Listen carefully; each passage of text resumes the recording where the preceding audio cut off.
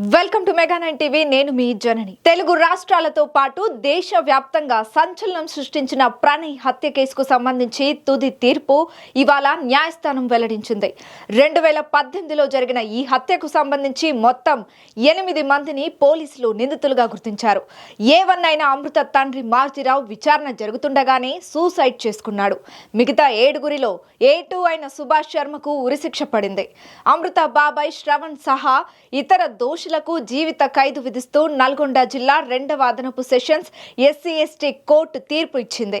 ప్రణయ్ హత్య కేసు తీర్పు వచ్చిన నేపథ్యంలో ప్రణయ్ అమృతల విషాద ప్రేమ కథతో పాటు ప్రణయ్ హత్య ఉదంతం మరోసారి హాట్ టాపిక్ అయ్యాయి.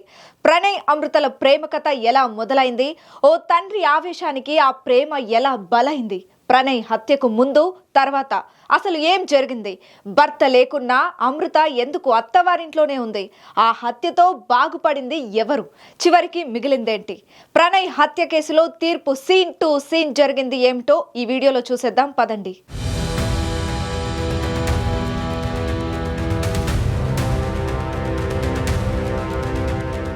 అమృతతో ప్రణయ్కి స్కూల్ డేస్ నుంచే పరిచయం ఉంది. చిన్నప్పటి నుంచే మంచి ఫ్రెండ్స్. ఆ తర్వాత నెమ్మదిగా ఒకరిపై మరొకరికి ఇష్టం పెరిగింది. ఇద్దరూ ఇంజనీరింగ్ పూర్తి చేశారు, ప్రేమలో పడ్డారు, పెళ్లి చేసుకుందామని అనుకున్నారు.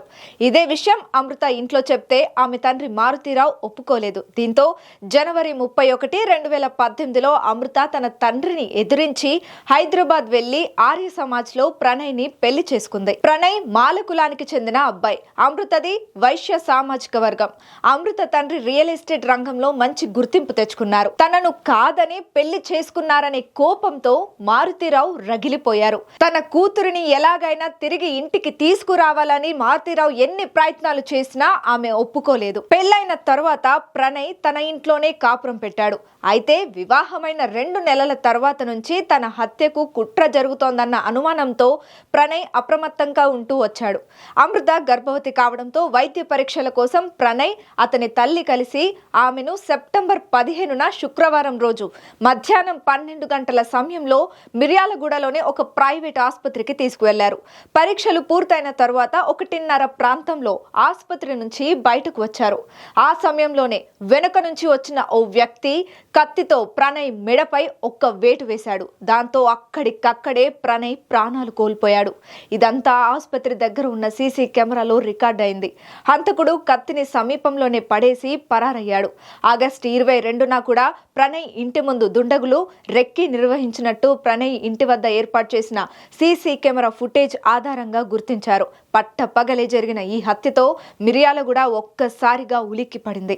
ఈ కేసులో మారుతీరావును A1గా చేర్చగా అతడి తమ్ముడు శ్రవణ్ A6గా ఉన్నాడు. ప్రణయ్ హత్యతో ఒక్కసారిగా మిర్యాలగూడ అట్టుడికింది.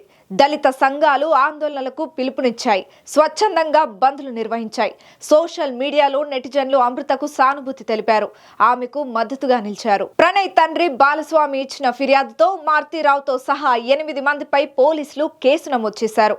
తన కుమార్తె అమృత కులాంతర వివాహం చేసుకుందన్న కోపంతోనే ఆమె తండ్రి మారుతీరావు సుపారీ గ్యాంగ్ తో ప్రణయ్ను హత్య చేయించాడని పోలీసులు నిర్ధారించారు. ఈ హత్య కేసును ప్రతిష్టాత్మకంగా తీసుకున్న పోలీసులు అన్ని కోణాల్లో దర్యాప్తు చేసి 2019 జూన్ 12న 1600 పేజీలతో ఛార్జ్ షీట్ దాఖలు చేశారు. ఛార్జ్ షీట్ నివేదిక, పోస్ట్మార్టం రిపోర్ట్, సాంకేతిక ఆధారాలతో పాటు సాక్షులను న్యాయస్థానం విచారించింది. ప్రణయ్ హత్య కేసు దర్యాప్తులో ప్రస్తుత హైడ్రా కమిషనర్ AV రంగనాథ్ కీలకంగా వ్యవహరించారు. హత్యకు ముందే అమృత తండ్రిని పిలిపించి కౌన్సిలింగ్ ఇచ్చారు. అటు ప్రణయ్ కుటుంబ సభ్యులను పిలిపించి జాగ్రత్తగా ఉండాలని, ఏదైనా సమస్య వస్తే పోలీసులకు చెప్పాలని సూచించారు. అంతలోనే జరగాల్సిందంతా జరిగిపోయింది. సుమారు 5.5 ఏళ్ల పాటు ఈ కేసు విచారణ కొనసాగుతోంది.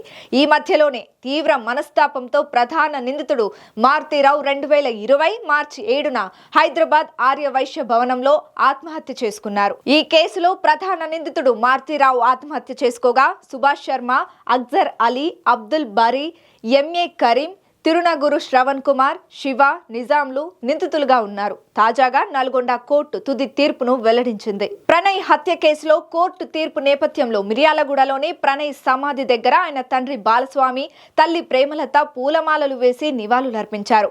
ఈ తీర్పుతో నేరస్తులకు కనువిప్పు కలగాలన్నారు. ప్రణయ్ హత్యతో తాము చాలా కోల్పోయామని, ఇలాంటి హత్యలు జరగడం విచారకరమన్నారు. ఈ తీర్పుతో పరువు హత్యలు ఆగిపోవాలని బాలస్వామి తెలిపారు. అమృత ప్రస్తుతం సోషల్ మీడియా ఇన్ఫ్లుయెన్సర్ గా మారింది. ఓ యూట్యూబ్ ఛానల్ ను రన్ చేస్తూనే పలు రకాల బ్రాండ్లను సోషల్ మీడియాలో ప్రమోట్ చేస్తుంది. తన ఛానల్లో తన పర్సనల్ లైఫ్, కొడుకుతో గడిపే క్షణాలతో పాటు లైఫ్ స్టైల్, ఫ్యాషన్ రంగాలకు సంబంధించిన వీడియోలను షేర్ చేస్తోంది. అమృతకు ఇన్స్టా, ఫేస్బుక్, ట్విట్టర్, యూట్యూబ్ ఛానల్లోనూ మంచి ఫాలోయింగ్ ఉంది. ప్రస్తుతం అమృత కొడుక్కి సుమారు 6 ఏళ్లుంటాయి. తన తల్లితో కలిసి హైదరాబాద్ లోనే ఉంటుంది. అప్పుడప్పుడు మిర్యాలగూడలో అత్తింటికి వెళ్లి వస్తుంటుంది. ఇందుకు సంబంధించిన వీడియోలను అమృత సోషల్ మీడియాలో షేర్ చేసుకుంటుంది. ఇప్పుడిప్పుడే ప్రణయ్ హత్యకు సంబంధించిన చేదు జ్ఞాపకాలను ఆమె మర్చిపోయే ప్రయత్నం చేస్తోంది. తన కొడుకుతో కలిసి సంతోషంగా జీవిస్తోంది. కులాంతర వివాహం చేసుకొని తమ పరువు తీసిందని ఓ తండ్రి క్షణికావేశంలో తీసుకున్న దారుణమైన నిర్ణయం తన కన్న కూతురికే శాపంగా మారింది. ప్రణయ్ హత్య, మారుతిరావు ఆత్మహత్యతో 2 కుటుంబాలు బలయ్యాయి. ప్రణయ్ హత్యతో బాగుపడింది ఎవరూ లేరు. చివరికి మిగిలింది విషాదమే. కూర్చొని మాట్లాడితే సాల్వ్ అయ్యే విషయాలను కూడా పెద్ద సమస్యలుగా మార్చుకుంటున్నారు. కక్షతో రగిలిపోతున్నారు. అటు పెద్దలు, ఇటు పిల్లలు ఆవేశంలో నిర్ణయాలు తీసుకోకుండా ఆలోచించి అడుగులు వేయాల్సిన అవసరం ఎంతైనా ఉంది. ఇప్పటికైనా ఇలాంటి పరువు హత్యలు ఆగాలని మెగా 9 టీవీ కోరుకుంటోంది.